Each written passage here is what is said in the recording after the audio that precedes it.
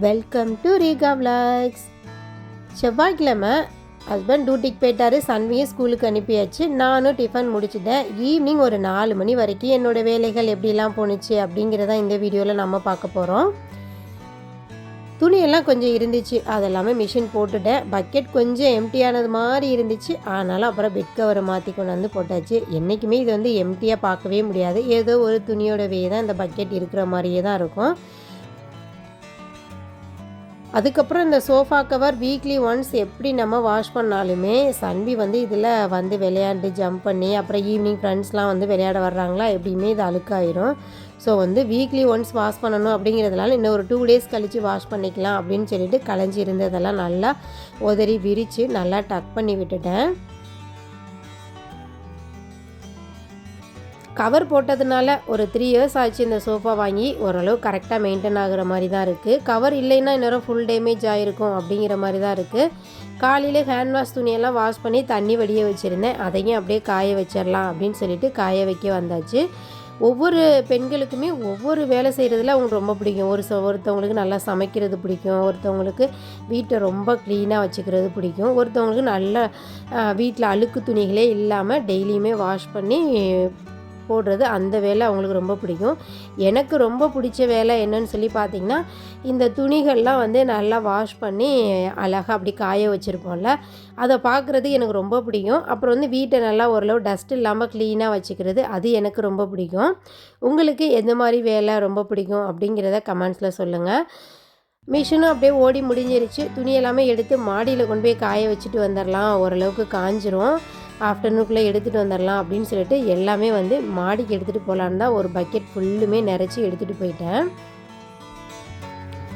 மாடியில் கொண்டு போய் துணி எல்லாமே காய வச்சுட்டு வந்துட்டேன். காலையில் வந்து இன்றைக்கி என்னெல்லாம் சமைச்சோம் அப்படின்னு சொல்லி பார்த்திங்கன்னா, இட்லி வச்சு இட்லிக்கு சாம்பார் வச்சேன். அப்புறம் கூடவே சேர்ந்து அப்படியே ரசமும் நம்ம வச்சிடலாம் அப்படின்னு சொல்லிட்டு இன்றைக்கி ரசம் வச்சு முட்டைகோஸ் பொரியல் பண்ணிக்கலாம் அப்படின்னு சொல்லி காலையிலே முடிவு பண்ணியிருந்தேன்.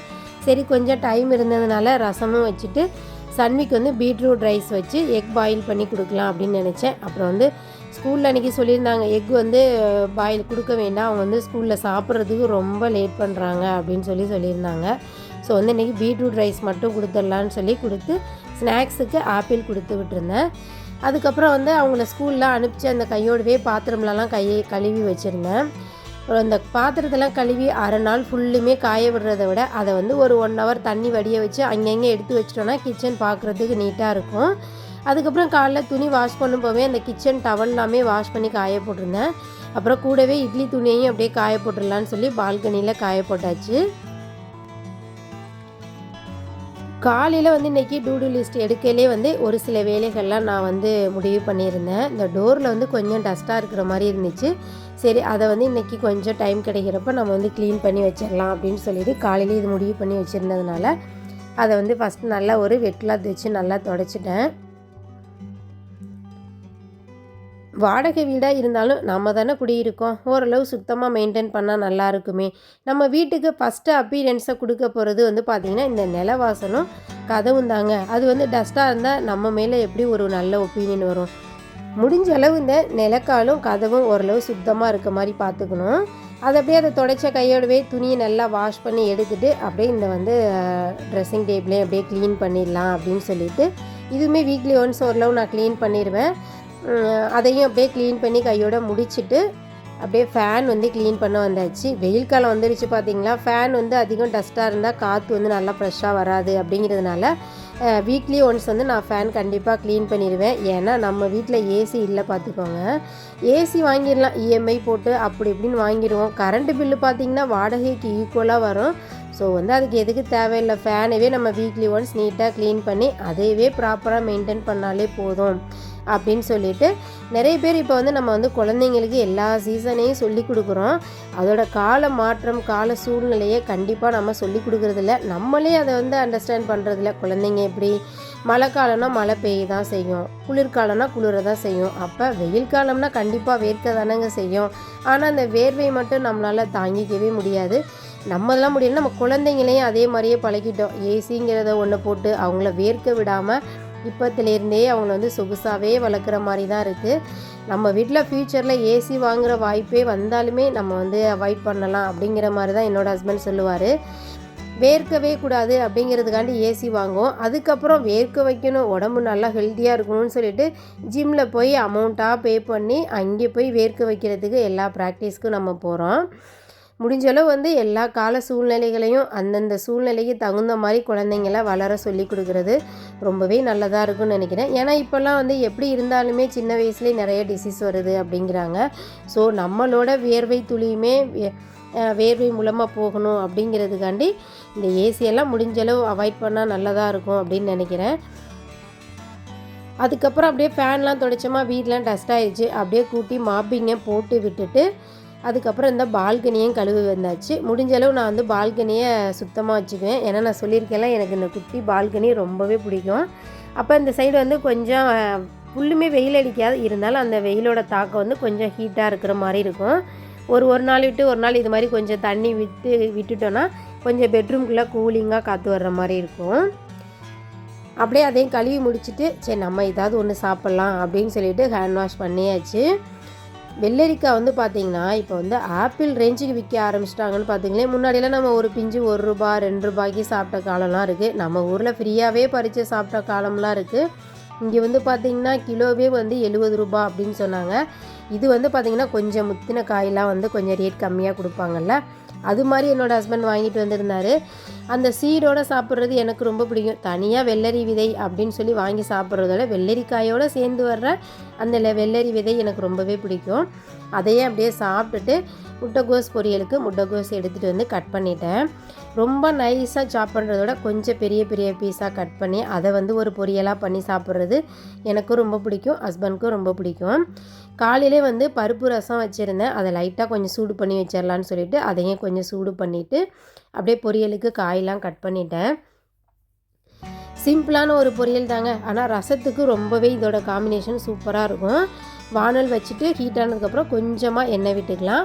கடுகு உளுந்தம்பருப்பு போட்டு கருவேப்பில்லை போட்டு கொஞ்சமாக பெருங்காயத்தூளும் போட்டுக்கலாம். ஏன்னா முட்டைகோஸ் கேஸ்ட்ரைட்டிஸ் வரும் அப்படின்னு சொல்லுவாங்க. ஸோ வந்து அதையும் சேர்த்துட்டு எண்ணெயில் நல்லா பொரிஞ்சதுக்கப்புறம் நாம் கட் பண்ணி வச்சுருக்கிற முட்டைகோஸெல்லாம் அதில் சேர்த்துடலாம்.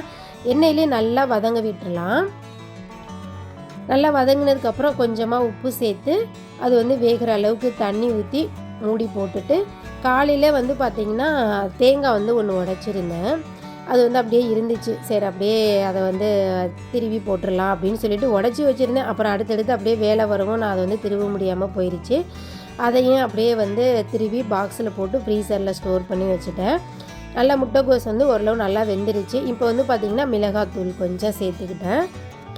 பச்சை மிளகாய் போட்டு கடலைப்பருப்புலாம் போட்டு செய்கிறது அந்த மாதிரியும் நாங்கள் செய்வோம். ரசத்துக்கு வந்து இந்த மாதிரி செய்கிறது ரொம்பவே சூப்பராக இருக்கும். மிளகாத்தூளோட பச்சை வாசனை போனதுக்கப்புறம் கொஞ்சமாக தேங்காய் துருவல் போட்டு நல்லா ட்ரையாக ரோஸ்ட் ஆகிற வரைக்கும் வச்சுட்டு இறக்கிட்டோம்னா சூப்பரான முட்டைகோஸ் பொரியலும் ரெடி ஆயிடுச்சு. இந்த சேரீ வந்து நான் வந்து ஃப்ளிப்கார்ட்டில் சரி பார்த்துட்டு இருந்தேன் அன்றைக்கி.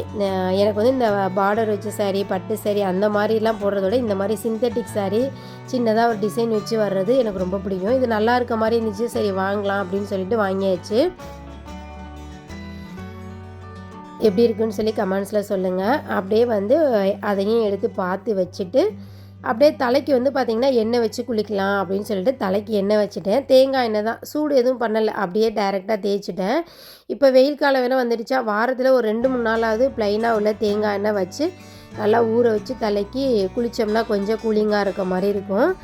நல்லெண்ணெய் வந்து எப்போது மாதத்தில் ஒரு நாள் தான் வைப்பேன். முடிஞ்சளவு தேங்காய் எண்ணெய் வந்து ஒரு 2 days ஒன்ஸ் நல்லா வச்சு நல்லா ஒரு கொண்டை போட்டு ஒரு 1/2 hour 1 hour நல்லா ஊற வச்சுட்டு அதுக்கப்புறம் வந்து ஒரு சில நாள் ஷாம்பு போடுவேன், ஒரு சில நாள் அப்படியே வந்து நான் வாஷ் பண்ணிடுவேன். நல்லா கூலிங்காக ஜில்லுன்னு இருக்க மாதிரி இருக்கும் தலை. அதுக்கப்புறம் அப்படியே ஊற வச்சுட்டு ஒரு 1 hour கழித்து குளித்தேன். கரெக்டாக ஒரு 2:30 ஆயிடுச்சு. ஹஸ்பண்ட் அப்படியே சாப்பிட வந்துட்டார்.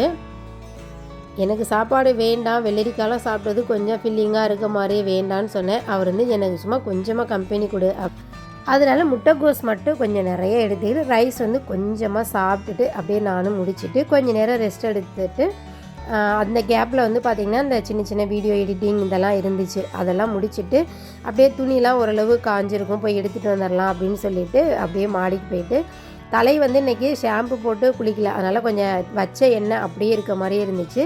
சரி கொஞ்சம் நேரம் தலையும் காய வச்சுட்டு வந்துடலாம் அப்படின்னு சொல்லிட்டு துணியெல்லாம் அப்படியே வந்து கட்டைப்பையில் எடுத்து வச்சுட்டு தலையும் நல்லா தட்டி காய வச்சுட்டேன். கொஞ்சம் எண்ணெய் பசையாகவே தான் நல்லா இருந்துச்சு, ஆனால் ஃப்ரெஷ்ஷாக இருந்துச்சு, ஆனால் எண்ணெயோடவே தான் இருந்துச்சு.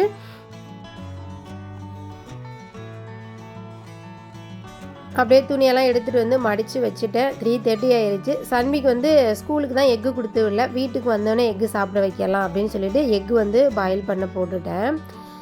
ஃபஸ்ட்லாமே கொடுத்துட்டு இருந்தோம். அப்புறம் வந்து இப்போ பார்த்தீங்கன்னா ஸ்கூலில் வந்து சாப்பிட்றதெல்லாம் கொஞ்சம் கம்மியாயிருச்சு அப்படிங்கிற மாதிரி மேம் சொல்லியிருந்தாங்க. சரி, அவங்களுக்கு வந்து நம்ம கஷ்டத்தை கொடுக்கக்கூடாது, வீட்டுக்கு வந்தோன்னே கொடுத்துக்கலான்ட்டு தான் அப்படியே எக் பாயில் பண்ணிட்டேன். காலையிலேயே சாதம் வடித்தது இருந்தது அப்படிங்கிறதுனால அதையும் அப்படியே கையோட சூடு பண்ணி வச்சிடலாம் அப்படின்னு சொல்லிட்டு அப்படியே சாதம் வடித்த பானையிலே வந்து அப்படியே வந்து நான் ஹீட் பண்ணிடுவேன். எங்கள் அம்மா சொல்லுவாங்க, சாதம் வந்து வடித்த உடனே வேறு பாத்திரத்துக்கு மாற்றி வைக்கக்கூடாது அப்படின்னு சொல்லுவாங்க. ஸோ வந்து அதனால் அந்த பானையிலே நான் வந்து அப்படியே வச்சுக்குவேன். ஒரு அப்படியே மத்தியானம் முடிஞ்சதோட வாஷ் பண்ணி போட்டுடலான்னு சொல்லிட்டு ஹீட் பண்ணி இன்னொரு பாத்திரத்தில் மாற்றிட்டு அப்படியே எல்லா பாத்திரங்களையும் கழுவ ஆரம்பிச்சிட்டேன். இன்றைக்கி ஈவினிங் ஸ்நாக்ஸுக்கு வந்து பார்த்திங்கன்னா ரெட் ரைஸு புட்டு தான் ரெடி பண்ணலாம் அப்படின்னு நினச்சிருக்கேன். வீடியோ பிடிச்சிருந்தால் லைக் பண்ணுங்கள். அடுத்த வீடியோவில் நம்ம எல்லோரும் மீட் பண்ணுவோம். தேங்க்யூ ஃபார் வாட்சிங்.